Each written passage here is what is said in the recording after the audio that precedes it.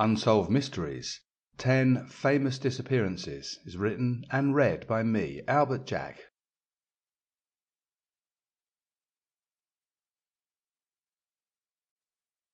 We all love a good mystery, don't we? And by all, I mean each and every one of us are, or will be, captivated at one time or another by a decent, real-life, scary mystery. Either one of the world's most famous, or something on a much smaller scale. But writing a book on just one of these would have been relatively easy. The challenge came from researching many of them and then condensing them down in a way that I know that you, my reader, will enjoy. And that is short, sharp, informative sections that can be read on the train, bus queue, or whilst you're waiting to pick the kids up from school. In other words, the challenge was to explain each mystery in a way you can enjoy and absorb in about 10 minutes flat. Therefore, inevitably, some of the information will be missing, for which I apologize in advance. But the missing detail isn't critical to the basic story. The core details of the mystery in question should all be in there.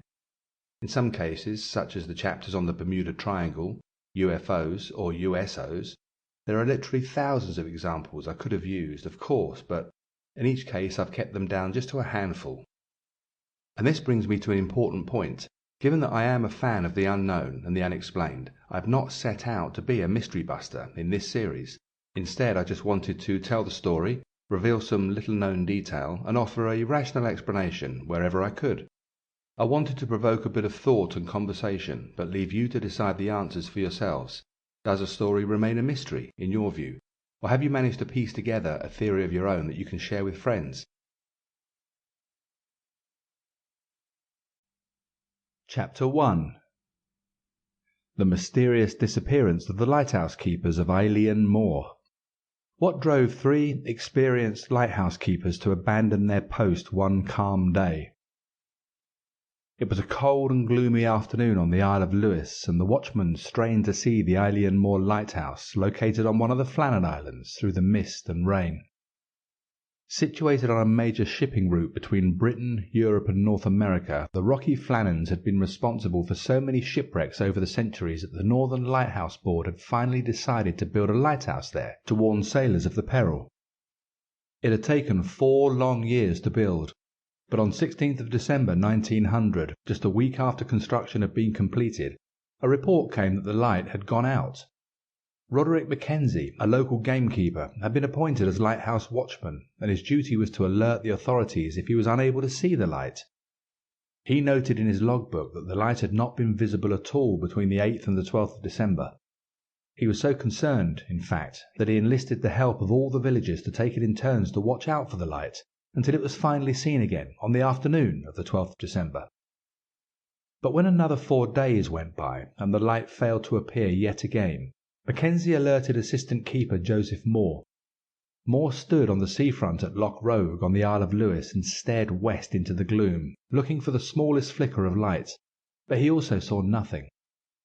The notion that the brand new lighthouse might have been destroyed in the recent storm seemed highly unlikely, and at least one of the 3 resident keepers should have been able to keep the lamp lit, so Moore called for help. The following day, due to high seas, Moore was unable to launch the board's service boat, the Hesperus, to investigate. It would be 9 agonizing days before the seas calmed sufficiently for the assistant keeper to leave for Alien Moor. Finally, at dawn on Boxing Day, the sky had cleared, and the Hesperus left harbour at first light. As it approached the lighthouse, the boat's skipper, Captain Harvey, signalled their approach with flags and flares, but there was no acknowledgment from the shore. As soon as they had docked at Alien Moor, the assistant keeper jumped out together with crew members Lamont and Campbell. Hammering on the main door and calling to be let in, Moore received no reply, but it was unlocked. So, nervously, he made his way inside, to be greeted by complete silence and absolutely no sign of life. The clock in the main room had stopped and everything was in its place, except for one of the kitchen chairs, which lay overturned on the floor. Moore, terrified of what he might find, was too frightened to venture upstairs until Lamont and Campbell had joined him. But the bedrooms were as neat and tidy as the kitchen, and nobody, or indeed no body, was there to be seen. The 3 keepers, James Ducat, Donald McCarthy and Thomas Marshall, had simply vanished. Ducat and Marshall's oilskin waterproofs were also Sample complete. Ready to continue?